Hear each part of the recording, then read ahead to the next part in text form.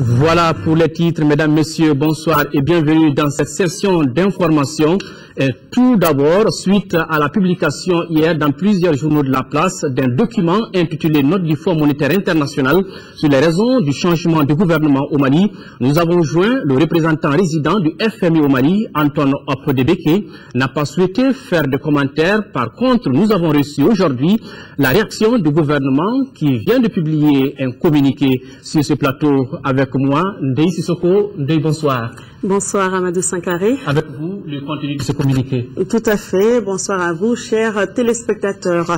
Ce communiqué de presse du gouvernement sur le document intitulé Note du Fonds monétaire international sur les raisons du changement du gouvernement au Mali. Le Premier ministre a reçu en audience le 25 juin 2013 une délégation des partenaires techniques et financiers composée des ambassadeurs d'Allemagne et du Danemark, des représentants du Fonds monétaire international FMI, de la Banque mondiale et de l'Union européenne. Les échanges ont porté sur des interrogations de certains membres de la délégation concernant le récent réaménagement du gouvernement, l'avenir du respect des procédures budgétaires, le projet du réseau national de sécurité que le gouvernement s'apprêterait à signer avec l'entreprise chinoise ZTE, un accord de prêt que le gouvernement envisagerait de signer avec Exim Bank de Chine pour l'achat de 600 camions au profit d'opérateurs économiques maliens. La vente d'une partie du patrimoine immobilier de l'État situé dans le centre-ville de Bamako. En réponse, le Premier ministre a indiqué à ses interlocuteurs que dans tous les pays, le réaménagement du gouvernement est une prérogative exclusive des autorités compétentes en la matière. Celui du 22 juin 2013 au Mali se fonde bien sûr sur cette règle et obéit en même temps à des impératifs de cohésion interne au sein du ministère de l'économie, des finances et du budget, d'efficacité dans l'action et de renforcement de la solidarité gouvernementale. Toute chose indispensable au bon déroulement de cette ultime phase de la transition. La bonne gouvernance est et demeurera une des préoccupations majeures du gouvernement du Mali. Le Mali est un État de droit et dans tout État de droit, le respect des procédures budgétaires est une obligation. Cette obligation demeurera et le Premier ministre y veillera personnellement. Le dossier relatif au réseau national de sécurité à la date du 22 juin 2013 était à l'étude au niveau du ministère de l'économie, des finances et du budget. Le premier responsable de ce département devait solliciter l'avis du FMI avant de soumettre le dossier à l'appréciation du Premier ministre. À cette date, le Premier ministre n'a pas encore reçu le dit dossier. Donc, aucune décision n'a encore été prise. En ce qui concerne le prêt relatif à l'achat de camions que l'État malien, conformément à sa politique de désengagement de certaines activités, adoptée à la suite d'un accord conclu dans les années 1980 avec le FMI, ne saurait s'engager dans l'achat de véhicules de transport. Le dossier concernant la vente d'une partie du patrimoine immobilier de l'État, qui devait faire l'objet d'une concertation entre le ministère en charge des affaires foncières et le ministère de l'économie, des finances et du budget, ne lui a pas encore été transmis. Aucun projet de vente de ce patrimoine n'existe au niveau du gouvernement. Le Premier ministre a rappelé que le gouvernement de transition connaît sa mission et l'exécute dans l'intérêt du peuple malien. Il a dit comprendre les préoccupations des partenaires techniques et financiers suite au changement à la tête du ministère des Finances. Toutefois, il les a rassurés que le gouvernement respectera tous ses engagements. C'est donc avec une certaine surprise qu'il a pris connaissance du contenu d'un document non signé et non daté intitulé « Note sur les raisons du changement du gouvernement au Mali », largement diffusé sur les sites web, les réseaux sociaux et dans les journaux. Cette note, en plus des questions évoquées par la délégation des PTF avec le Premier ministre, aborde les points ci-après. L'achat de quelques 60 véhicules pour la présidence et le cabinet du Premier ministre. Un contrat d'un montant de 4,4 milliards de francs CFA conclu avec la société chinoise Sheshek pour réhabiliter le palais présidentiel à Koulouba. S'agissant de l'achat des véhicules, cette opération a été réalisée par la procédure d'entente directe conformément aux dispositions du Code des marchés publics. L'acquisition des 10 véhicules répond à des priorités. Les parcs automobiles de la présidence de la République et du cabinet du Premier ministre ont été sérieusement affectés par les événements du 22 mars 2012. La commission Dialogue et Réconciliation, créée dans le cadre du traitement du volet politique de la crise, devait être dotée urgemment, entre autres, en moyens de déplacement pour lui permettre d'accomplir sa mission. En ce qui concerne la réhabilitation du palais présidentiel à Koulouba, le gouvernement considère ce choix comme une dépense de souveraineté, même si, là encore, aucune décision n'est prise à ce jour. Le gouvernement porte à l'attention de l'opinion nationale et internationale que suite à la diffusion de cette note, le ministre des Finances a reçu en audience le mercredi 26 juin 2013 à 16h le représentant résident du FMI à la demande de ce dernier en présence du ministre de l'Économie et de l'Action humanitaire. Les échanges au cours de cette rencontre ont porté sur le programme économique et financier conclu avec le FMI depuis le début de la crise de 2012, les perspectives à court et moyen terme, ainsi que sur la note interne du FMI qui s'est retrouvée dans la presse. Sur le programme économique et financier, le représentant résident du FMI a salué les efforts du gouvernement pour la maîtrise de la stabilité macroéconomique pendant la crise. Cette performance a été soutenue par un programme dit de facilité rapide de crédit pour un an. À travers le dit programme, 2 décaissements ont été effectués à ce jour. Aussi, le représentant a annoncé la prochaine mission du FMI vers le mois de septembre 2013 pour effectuer les négociations sur la formulation d'un programme triennal. Enfin, il a rassuré le gouvernement quant à l'engagement du FMI d'apporter son soutien au cadre macroéconomique et aux réformes à travers notamment la mise en œuvre des missions d'assistance technique. S'agissant de la note, le représentant résident a précisé que c'est une note à usage interne. Il a dit regretter sa diffusion sur les sites internet et dans la presse et a présenté ses excuses au ministre des Finances et à travers lui au gouvernement du Mali. Le ministre des Finances, tout en prenant acte de ses excuses, a assuré le représentant résident que sa détermination est celle du gouvernement à exécuter le programme économique et financier et aussi les engagements du gouvernement contenus dans la feuille de route pour la transition. Il a souligné que la politique budgétaire sera poursuivie avec un accent réaffirmé sur la qualité de la gouvernance économique et financière dans le but d'une bonne gestion des ressources publiques, singulièrement une maîtrise des dépenses. En conclusion, le représentant résident du FMI s'est engagé à rendre compte à la direction du FMI de ses échanges avec les 2 ministres. Le gouvernement du Mali, tout en déplorant la situation créée par la diffusion de cette note, rassure que cela ne détériore pas ses relations avec le FMI, dont notre pays est membre. Il tient à souligner que les relations entre le Mali et le FMI sont des relations d'État à organisation internationale. Voilà ce qu'il fallait retenir de ce communiqué de presse du gouvernement sur le document intitulé Note du Fonds monétaire international sur les raisons du changement du gouvernement au Mali. Amadou Sankare.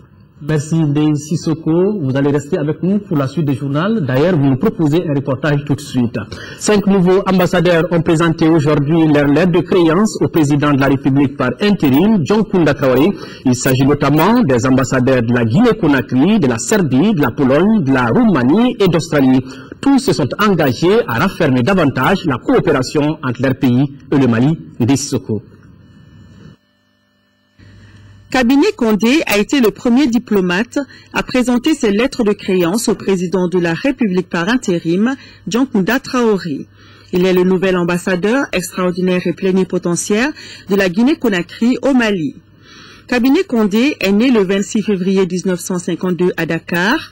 Il a un DUT en transport logistique de l'Université d'Evry, une licence en droit privé et une maîtrise en droit des affaires obtenue à l'Université Paris X Nanterre de France. Il était précédemment gestionnaire de la société de courtage ACR de Guinée-Conakry. Spécialiste en assurance, il a servi en France, en Côte d'Ivoire, en Centrafrique et au Cameroun. Kabiné Condé est marié et père de 6 enfants. Il aura pour résidence Bamako. À la suite du diplomate guinéen, ce fut le tour de l'ambassadeur de Serbie de présenter ses lettres de créance au président Traoré. Né le 13 mars 1961 à Sofia en Bulgarie, Miroslav Cestovic est diplômé de la faculté d'économie de Belgrade. Il a été tour à tour ministre conseiller à l'ambassade de Serbie à Washington, directeur pour l'Afrique et le Moyen-Orient et ambassadeur de la Serbie en Algérie. Il représente désormais son pays au Mali avec résidence à Alger. Miroslav Cestovic est marié et parle couramment le français, l'anglais et le russe. Radlik Mikhaël a été le 3e diplomate à présenter ses lettres de créance.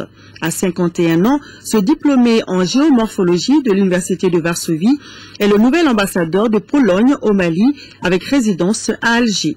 Pour servir son pays, Radlik Mikhaël a été en poste à Bruxelles, en Italie et à Malte. Il parle italien, français et anglais. La Roumanie sera désormais représentée au Mali par Ciprian Mihaly, le nouvel ambassadeur. À 46 ans, Ciprian Mihaly est titulaire d'un doctorat en philosophie obtenu auprès des universités Marc Bloch de Strasbourg et Barbès Bollay de Cluj, mention très bien avec félicitations du jury. Les recherches doctorales, les manifestations et projets scientifiques n'ont aucun secret pour lui. Ciprian Mihaly a fait ses premiers pas dans la diplomatie en 2012. Il est marié et père de 2 enfants, parle français, anglais, italien et allemand. Il représente désormais la Roumanie au Mali avec résidence à Dakar. Johanna Marie Adamson est la 5e diplomate à se présenter devant le président Traoré. Elle est le nouvel ambassadeur d'Australie au Mali. Johanna Marie Adamson est un officier de carrière. Elle a auparavant travaillé comme chef de mission adjoint au Ghana, haut commissaire par intérim au Nigeria ou encore comme analyste politique principale au ministère du Développement économique en Nouvelle-Zélande, entre autres. Johanna Marie Adamson est diplômée d'une double licence en art et en droit de l'Université de Tasmanie et d'un diplôme d'études supérieures en affaires étrangères et en commerce de l'Université de Monash. Elle a pour résidence Accra. Activité présidentielle toujours, le président de la République par intérim s'est entretenu hier avec les représentants de la MISMA et de la MINUSMA. L'entrevue a porté sur le processus du déploiement des casques bleus au Mali prévu pour ce 1er juillet. Ils viennent appuyer l'armée malienne à stabiliser le pays, notamment les régions du Nord, occasion pour le chef de l'État d'inviter l'ensemble du peuple malien à réserver un accueil chaleureux aux amis du Mali, Ibrahima Traoré. Dès lundi prochain, le Mali accueille pour la première fois sur son sol des casques bleus. C'est à la faveur d'une résolution votée récemment à l'unanimité par le Conseil de sécurité de l'ONU. Du coup, la mission africaine de soutien au Mali cède la place à la mission des Nations Unies pour la stabilisation au Mali.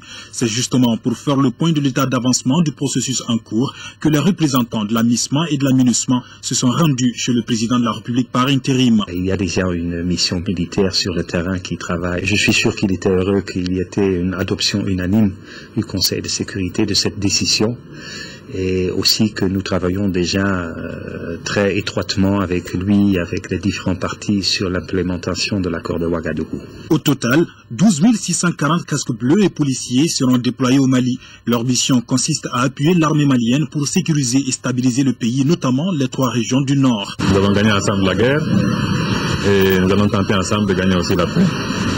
C'est-à-dire que ce sont des forces qui vont se déployer au Mali parce qu'il faut beaucoup de monde, il faut beaucoup d'effectifs et il faut beaucoup de moyens pour sécuriser toute cette partie du Mali qui a été libérée et pour faire en sorte que effectivement nous puissions reprendre la réhabilitation de tous ces services sociaux qui ont été détruits, qu'on puisse commencer à recoudre le tissu social en ramenant la confiance entre les différentes populations qui se sentiront davantage sécurisées et qui sauront qu'elles ne peuvent plus faire l'objet d'agressions et par des terroristes. Je pense que c'est une phase qui était attendue, c'est une phase qui était prévue, et je compte sur l'ensemble des Maliennes et des Maliens pour, disons, réserver à ces forces internationales l'accueil purement malien que nous savons réserver à nos amis. La MINUSMA a un mandat initial d'une année. Pour une bonne coordination des opérations sur le terrain, il est prévu des consultations permanentes entre l'armée malienne, les forces françaises et la MINUSMA. On l'a dit, dès lundi, la MINUSMA sera déployée au Mali. Le feu vert a été donné en début de semaine par le Conseil de sécurité de l'ONU. Les forces onusiennes, qui seront fortes de près de 11 000 militaires et de plus de 1000 policiers, auront comme tâche d'accompagner le Mali dans sa mission de sécurisation nationale. Au-delà du volet sécuritaire, que va faire aussi la MINUSMA au Mali? Suivez le chef de la MINUSMA au Mali, Albert Gérard Bert Kunders, est au micro de Modibo Mariko. C'était une décision importante et consensuelle. Ça veut dire tous les membres du Conseil de sécurité, sans exception, les membres permanents, mais aussi les autres pays, les pays africains, ont accepté qu'il y a une opération de paix à Mali pour soutenir, pour accompagner les Maliens de succomber les grandes crises de leur pays. Ça veut dire dans la réalité que nous allons graduellement avoir une opération de paix de plus ou moins 11 000 militaires et un peu plus que 1000 policiers, mais aussi beaucoup de civils qui vont accompagner les Maliens dans le domaine des droits de l'homme, de reconstruction, de l'acceptation de tous les éléments qui ont à faire avec le déroulement de médiation dans le pays. Alors c'est un mandat assez complexe, mais vraiment pour accompagner tous les Maliens, sans exclusion, sans discrimination, pour trouver des solutions pour la crise que vous avez connaissée pendant la dernière année. Tous ces problèmes de l'État, de sécurité, de pillage, de terreur, etc., on ne veut plus de ça. C'est pour cela qu'il y a cette solidarité de la communauté internationale. Ce n'est pas une imposition, je le dis de nouveau, c'est vous aider là. Mais ce temps pour sécuriser le pays, qui a un rôle crucial pour une opération de paix, il y a des autres volets qui s'occupent avec les sources de conflit. Ça veut dire la dialogue politique entre les candidats, le dialogue entre les différents groupes, le dialogue qui est nécessaire entre le nord et le sud, mais aussi dans les groupes et les partis politiques au sud. On doit aussi accompagner ce processus, mais il y a aussi un autre élément. C'est par exemple l'élément de justice, de finir avec l'impunité, le respect des droits de l'homme et de la femme. Ce sont tous ces aspects. 9 députés de l'Assemblée nationale ne sont plus couverts par l'immunité parlementaire. Leur immunité vient d'être levée à la faveur de la séance plénière de ce vendredi à l'Assemblée nationale.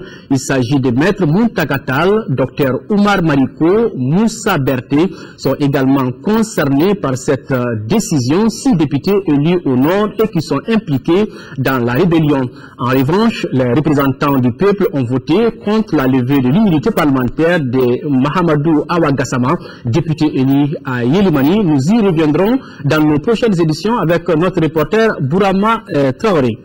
Le groupe parlementaire Sénid Faso Yirouaton prend acte du vote intervenu ce jour à l'Assemblée nationale pour la levée de l'immunité parlementaire de Maître Muntagatal.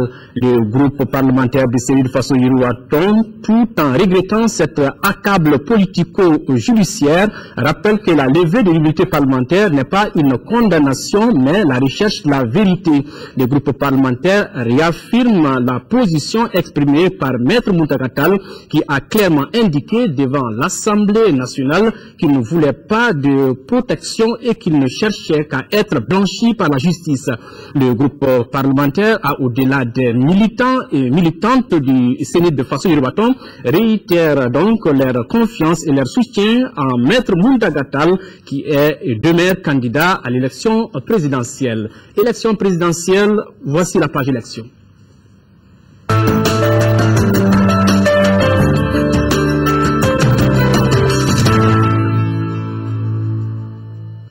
La carte Nina, le ministre des Affaires religieuses et du culte a retiré sa carte Nina cet après-midi. C'était au cours d'une distribution des cartes au groupe scolaire de Yirimadio en commune 6 du district de Bamako. Sur place, Dr Yacouba Traoré a été informé de son lieu de vote au bureau 018 des 1008 logements. Le ministre lance un appel aux citoyens. Écoutons le ministre des Affaires religieuses et du culte. Il est au micro de Noum Sissoko. Je suis très content d'avoir retiré ma carte Nina avec les membres de ma famille. J'avais au préalable fait identifier mon numéro de carte à la mairie de la commune 6. Raison pour laquelle je n'ai aucune difficulté dans l'opération de retrait. Je suis sûr de pouvoir voter, s'il plaît à Dieu, le 28 juillet prochain, le candidat de mon choix. Et à l'occasion, je demande à tous les religieux du Mali, toutes confessions confondues, et à tous les citoyens maliens d'aller retirer leur carte Nina, afin de pouvoir accomplir leur devoir civique. Car voter est non seulement un acte citoyen, mais aussi un acte religieux. Je demande à toutes et à tous de prier pour une bonne élection présidentielle le 28 juillet 2013.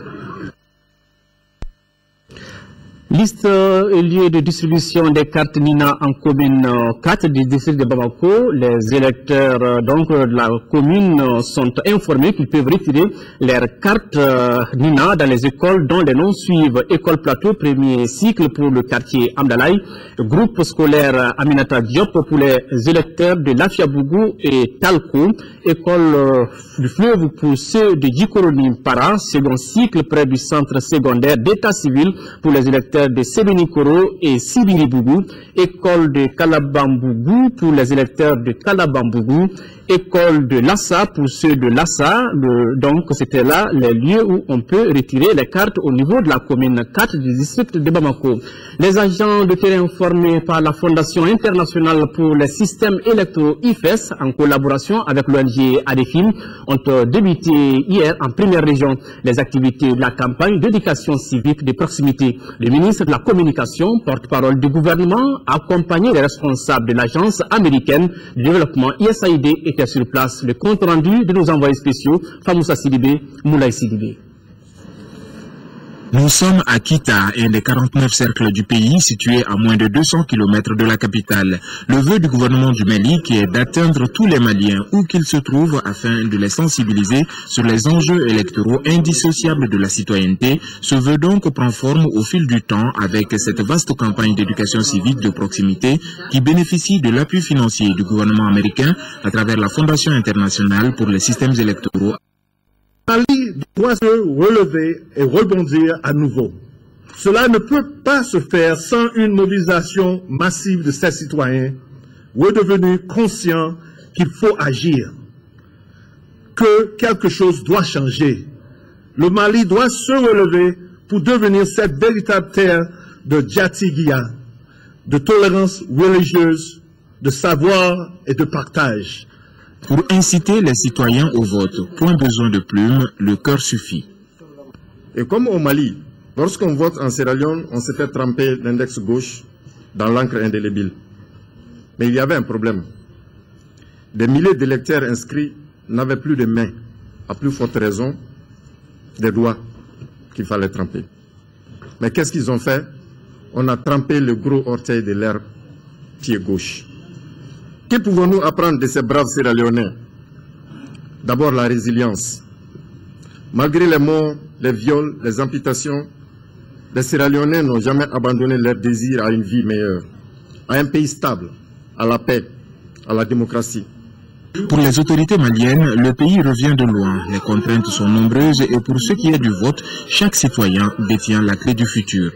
C'est vrai, nombreux sont aujourd'hui ceux qui sont déçus par l'effritement des valeurs démocratiques, sinon patriotiques, déçus par le phénomène de la corruption qui résiste et persiste. Mais une seule arme suffit. Une seule arme, infaillible et efficace. L'arme de la démocratie, le bulletin de vote. Je vous invite à la saisir. Pour mener à bien cette campagne, les radios de proximité jouent un rôle clé dans la vulgarisation de l'information. C'est pourquoi, sur le chemin du retour, le ministre de la Communication a fait le tour des stations locales, en plus du relais TV-FM de l'ERTM, comme pour dire que le ton est donné.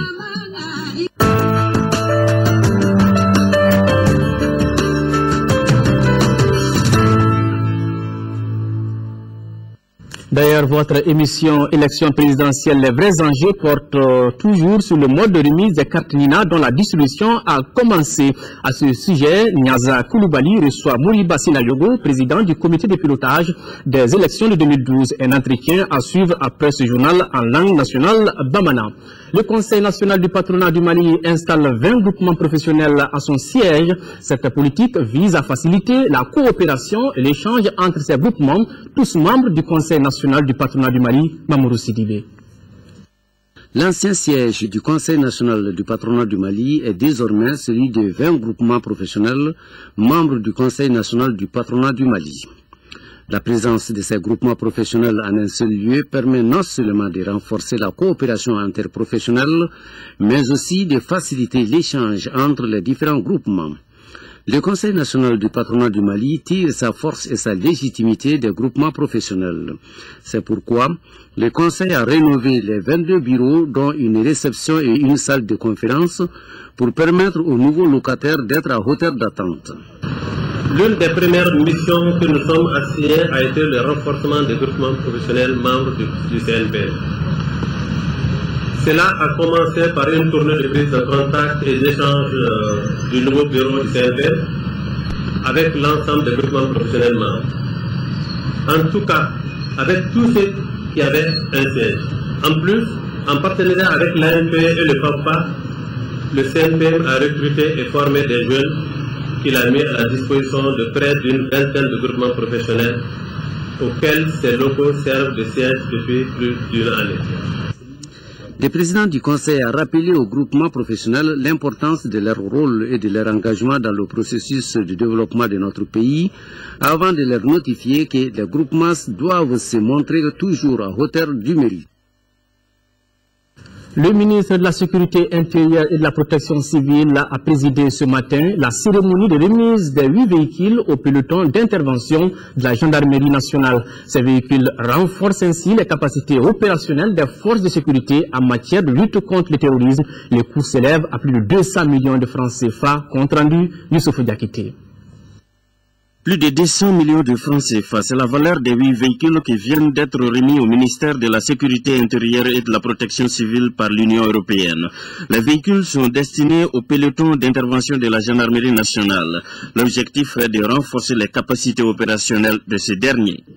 La remise de ce matériel roulant permet le renouvellement de tous les moyens de mobilité du peloton d'intervention de la gendarmerie nationale avec du matériel fiable et adapté. Le PIGN est l'unité d'élite de la gendarmerie capable d'intervenir sur des situations de crise de type attentat ou prise d'otage, d'où l'importance de renforcer ses compétences et ses capacités à tous les niveaux. Ce geste de l'Union européenne cadre avec les missions du peloton d'intervention de la gendarmerie nationale, à savoir la lutte contre le terrorisme et la protection rapprochée.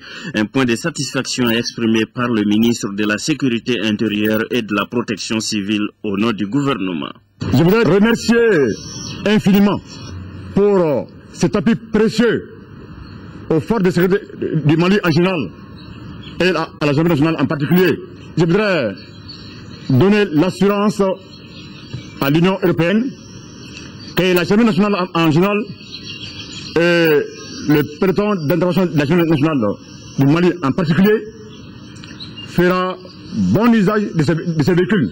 La cérémonie a pris fin par une démonstration de situation de prise d'otage dans un bus. En plus des véhicules, les éléments du peloton d'intervention bénéficient d'une formation en technique d'intervention de lutte contre le terrorisme. Fin de formation des officiers africains à l'école de maintien de la paix. La conduite atterrie dans le cadre de la protection des personnes civiles non combattantes est le sujet principal de cette session à laquelle on prépare 25 officiers africains venus de 12 pays. La cérémonie de clôture de cette formation s'est déroulée dans l'amphithéâtre du centre. Le compte rendu de Alousséni Touré.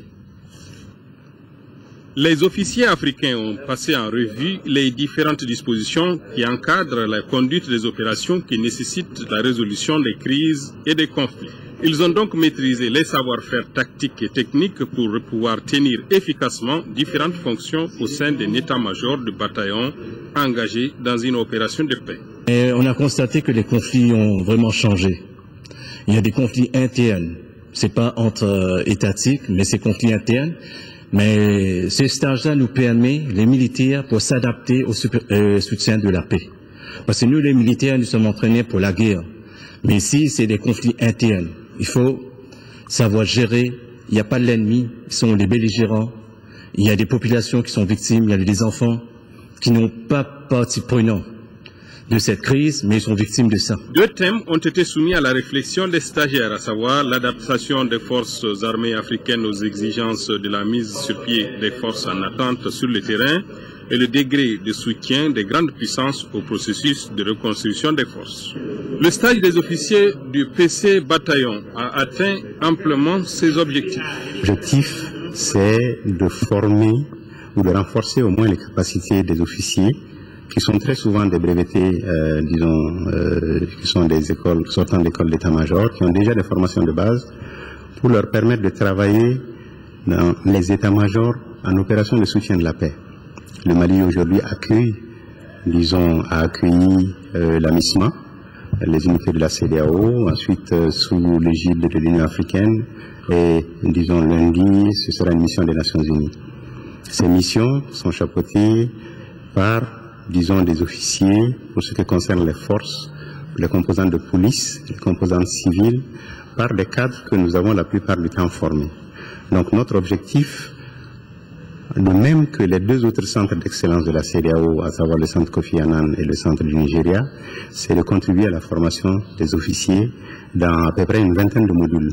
Ce stage intervient au moment où l'on commémore les 15 ans de la disparition de Maître Alioum Blandambey qui a donné son nom à cette école. La sécurité, on en parle toujours. Le ministre de la Sécurité intérieure et de la Protection civile a rencontré hier les forces de sécurité de la 2e région et visité les infrastructures des différentes unités.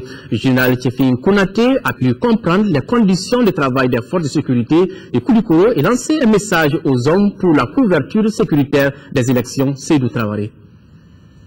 C'est en vue d'assurer la sécurité des personnes et leurs biens, mais surtout de donner les consignes pour la couverture sécuritaire des élections de 2013 que le ministre de la Sécurité intérieure et de la Protection civile a rencontré les différentes unités de la 2e région. Général Tchefin Konaté est venu écouter les autorités de Koulikoro sur l'état de la sécurité dans la 2e région, puis échanger avec les forces sur le fonctionnement des unités. Des forces qui ont signalé à différents niveaux le manque d'équipement, d'infrastructures et parfois la non-disponibilité des moyens financiers. Malgré ces handicaps, les autorités de Koulikoro ne doutent point de la capacité des forces. Ils ont un sens assez élevé de leurs devoirs et ont prouvé à plusieurs reprises que quand la trilogie, un homme, une mission, des moyens est remplie, elles sont capables de répondre aux attentes des populations. Sous votre sage direction, ces femmes et ces hommes se consacreront tout entier à l'accomplissement de leurs devoirs professionnels. Au-delà des efforts fournis par les forces de sécurité dans la région de Koulikoro, Général Tchefin Konaté a invité en cette veille électorale les unités à la vigilance, la collaboration entre porteurs d'uniformes et population civile, la cohésion entre forces et la discipline au sein des troupes. Pour le ministre de la Sécurité intérieure et de la Protection civile, chacun doit jouer sa partition. Cette situation nous commande donc de révéler des vigilances. Donc j'ai donc invité les forces à prendre toutes les dispositions pour prévenir tout incident lors des élections. Avant les élections, pendant les élections et après les élections. Auparavant, le ministre s'est rendu dans les locaux du centre d'instruction Boubacar Sarassi, à la direction régionale de la protection civile, à l'office central des stupéfiants, au groupement de la garde nationale, à la direction régionale de la police et à la légion de la gendarmerie de Koulikoro. Une manière pour lui de s'enquérir des conditions de travail de ces différentes forces de sécurité. Activité ministérielle toujours, le ministre de la Santé a procédé hier à l'inauguration du centre de santé de référence de la commune rurale de Doussoubi-Diagnan dans le cercle de Bafoulabé, coût de réalisation plus d'1,368 milliard de francs CFA financés par le budget national. Les frais d'études de faisabilité ont été pris en charge par les ressortissants des communes du Nord Bafoulabé en France, Kaï, Mahamadou Alioubari. Ce centre de santé de référence, qui dessert 4 communes du nord de Bafoulabé, contribuera à réduire à coup sûr la mortalité infantile et néonatale au niveau des 19 CSCOM de Tomora. L'association bénévole franco-malienne l'aide au développement des communes du Nord, créée en vue de soutenir les communes du Nord de Bafoulabé dans leur élan de développement, sera plus que jamais attentif au bon fonctionnement du centre.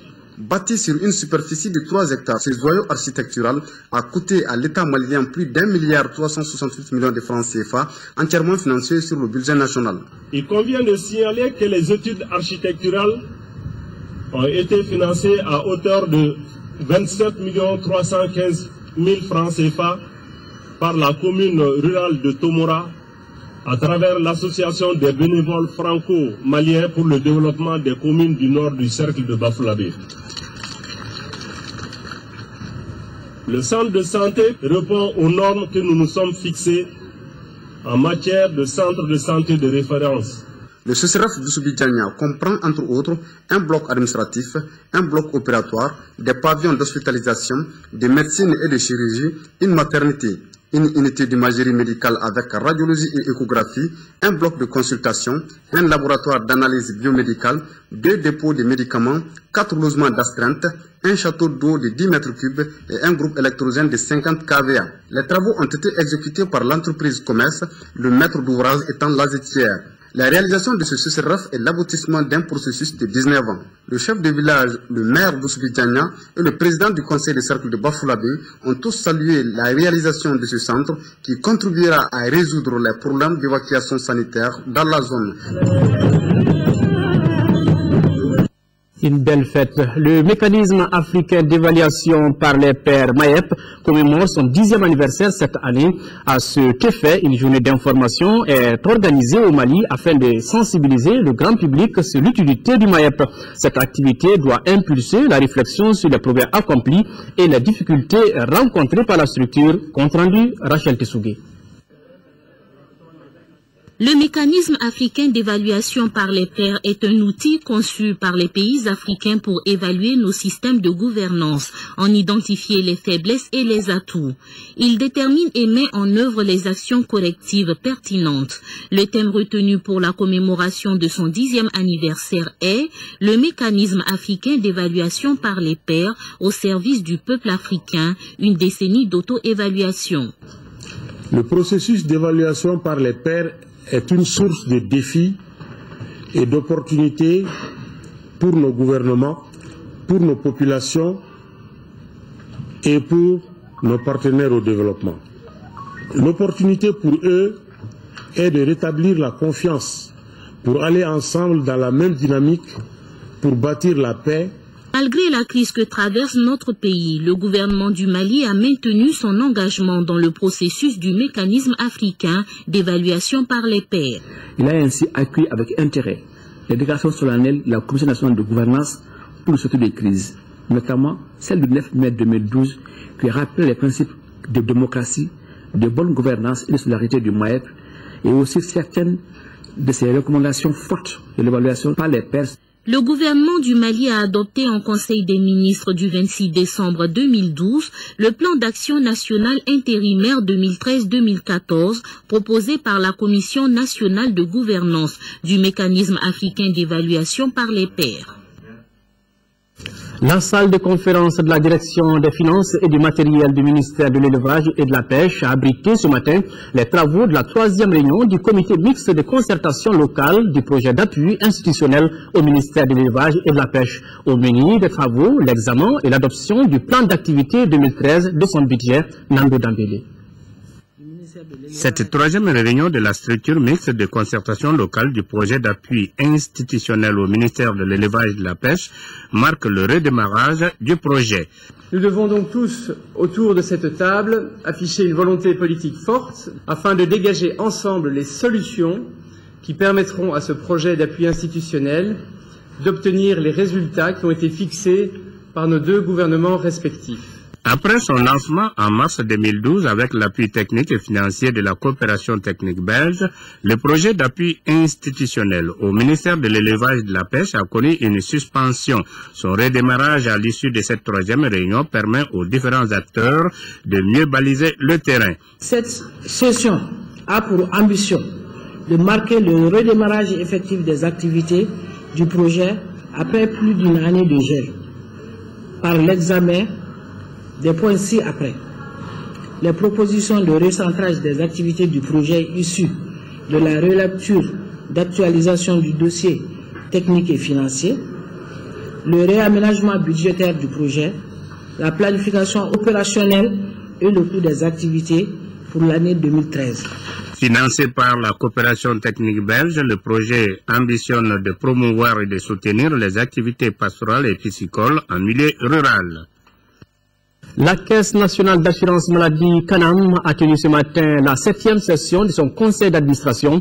À l'ordre du jour de cette session extraordinaire, l'adoption et la validation du manuel de procédure. Cet ensemble de documents a été élaboré sur instruction des administrateurs et doit permettre à la Canam d'éviter le cumul de fonctions de l'agent comptable dans ses missions d'ordonnateur et de payeur. Compte rendu Abdelrahman Maïga.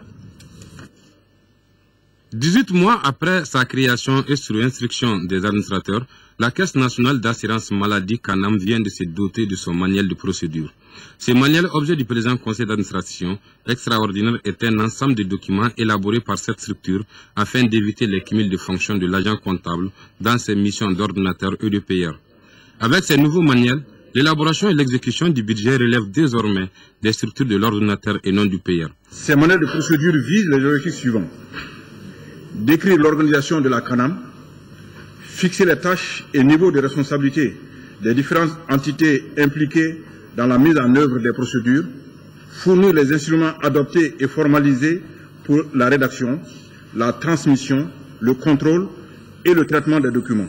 Ces manuels permettent également de décrire les procédures et les opérations relatives au fonctionnement du système de gestion mis en place, d'élaborer des situations fiables et sincères sur le point d'exécution du budget, des engagements financiers, des risques, des consommations et des coûts.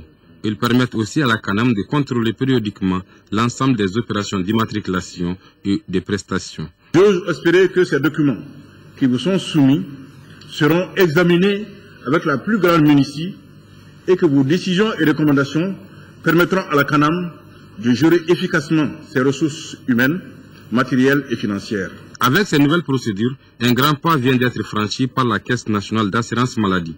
Elles entraîneront désormais des changements notoires au sein de cette structure qui verra une importante mutation dans la gestion des affaires administratives et financières de la Canam et une augmentation substantielle du nombre du personnel. Un personnel qui, selon le président du conseil d'administration, passe de 278 agents en 2013 à 320 en 2014, soit un écart de 42 agents.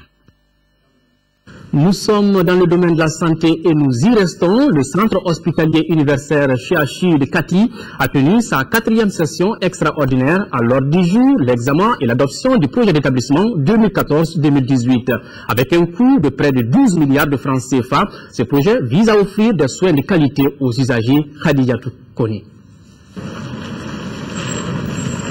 Le projet d'établissement 2014-2018 du centre hospitalier universitaire de Kati doit être conforme aux exigences des objectifs mondiaux de développement OMD, aux orientations du ministère de la Santé et aux missions des établissements publics hospitaliers. Le document du dit projet comprend 6 points essentiels. L'état des lieux qui a été fait sans complaisance, l'analyse de la situation, l'identification des problèmes et leurs solutions. En 3e point, les projets. En cela, il y a les médicaments, l'accueil des soins infirmiers et obstétricaux, de gestion et de soutien. En 4e point, les projets de service, En 5e point, la faisabilité. Et en 6e point, les plans directeurs d'aménagement, d'équipement et de formation. Ce projet est également un outil de pilotage stratégique en vue de permettre une analyse de la situation du CHU de Kati à travers des observations tant à l'interne qu'à l'externe. C'est une manière de nous améliorer, d'aller vers la performance et puis bien sûr vers une meilleure qualité de soins. Ça nous permettra pendant 5 ans d'avoir une meilleure visibilité sur l'avenir de cet hôpital. Ça nous permettra justement de mieux nous orienter, et qui parle de meilleure orientation, parle bien sûr d'organisation, et finalement on va bien fonctionner. Avec un coût de près de 12 milliards de francs CFA, le projet d'établissement du CHU de Kati s'étend sur 5 ans. Il permettra d'offrir des soins conformes aux normes des usagers et mettra l'accent sur les axes stratégiques d'orientation des ressources et l'organisation des services. En 4e région à présent, 4 milliards de francs CFA, c'est le coût total du programme de formation et d'insertion dans le bassin du Niger. La cérémonie de lancement de ce programme a regroupé dans la cité des Askia les responsables régionaux, les représentants de l'ambassade du Royaume des Pays-Bas et l'ONG Suisse Contact Mali Doussou Sangaré. Le programme de formation et insertion dans le bassin du Niger FIBANI, financé par le Royaume des Pays-Bas à hauteur de 4 milliards de francs CFA pour une durée de 3 ans, va couvrir les régions de Ségou et Koulikoro. Le programme de FIBANI, qui bénéficiera de l'accompagnement technique de Suisse Contact Mali, vise l'amélioration des revenus des producteurs agricoles et ruraux à travers les dispositifs de formation et insertion agricole adaptés aux besoins du marché. Il y a des contraintes et des perspectives. Et puisque notre programme a des visions par rapport au développement local, et nous pensons que ce que nous amenons comme produit s'insère directement dans le cadre du développement de la région. On est là pour se mettre à disposition du conseil régional et des collectivités locales qui sont en fait les porteurs du projet, de pouvoir bien collaborer avec tous les acteurs et donc enfin de pouvoir mettre nos compétences et notre expérience à disposition des autres. Des efforts ont été déployés par notre pays dans le cadre du développement agricole, notamment dans la mise en œuvre des politiques et stratégies nationales, politique nationale agricole, loi d'orientation agricole et j'en passe, ainsi que la création des centres de structures de formation agricole dans le but de renforcer les capacités des producteurs ruraux. Ce projet constitue une forte attente des populations de la région de Ségou qui offre d'énormes potentialités en matière de l'agriculture dont la valorisation passe forcément par le renforcement des capacités des acteurs du secteur agricole et rural.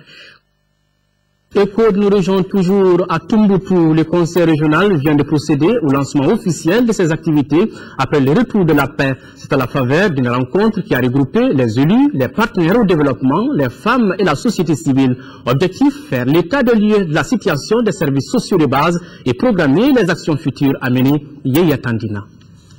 Cette rencontre de 3 jours, initiée par le conseil régional de Tombouctou et son partenaire financier Handicap International, va se pencher sur l'état des lieux des infrastructures endommagées à travers la région.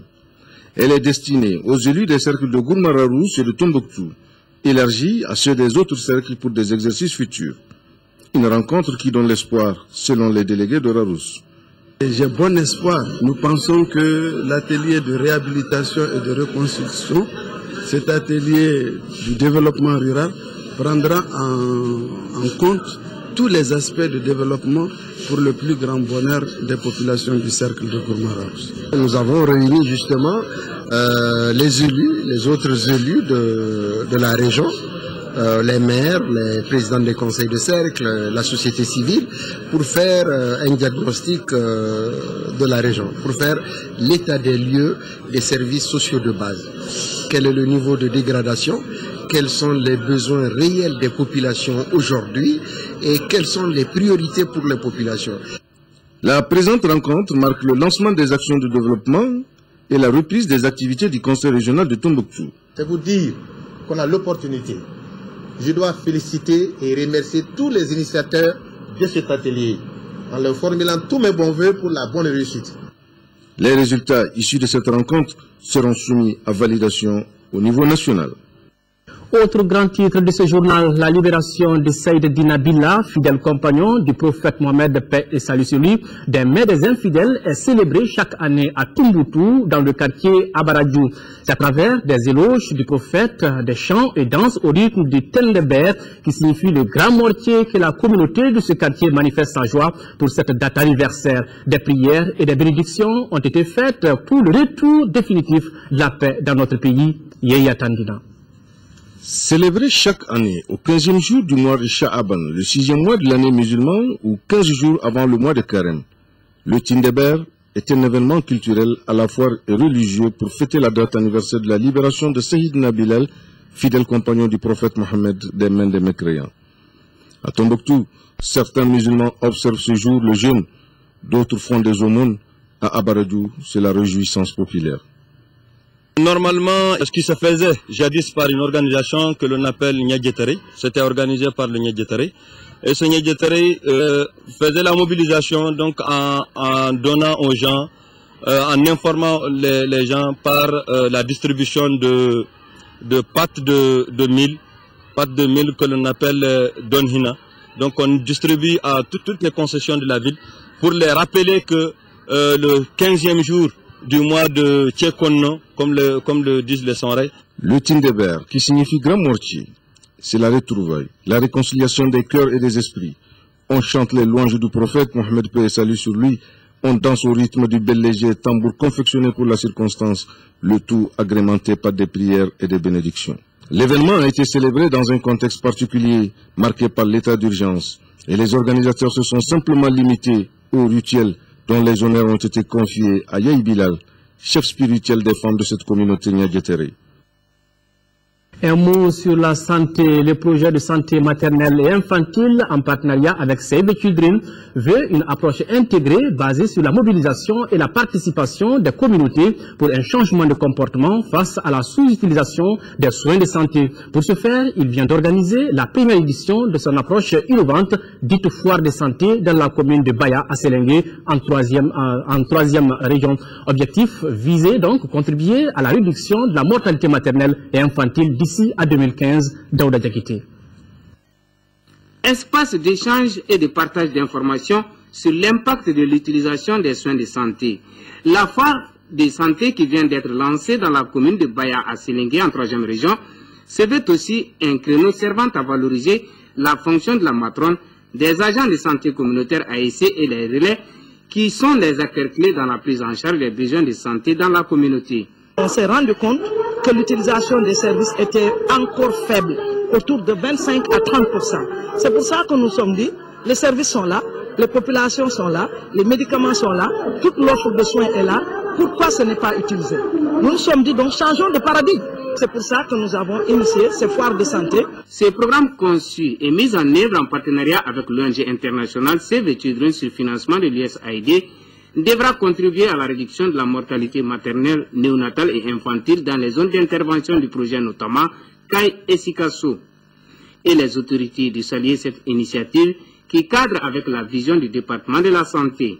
Dans le district sanitaire de Sélengue, les indicateurs de santé maternelle, néonatale et infantile restent à améliorer. Au vu de cette situation, des efforts doivent être maintenus pour améliorer la santé des mères et des enfants.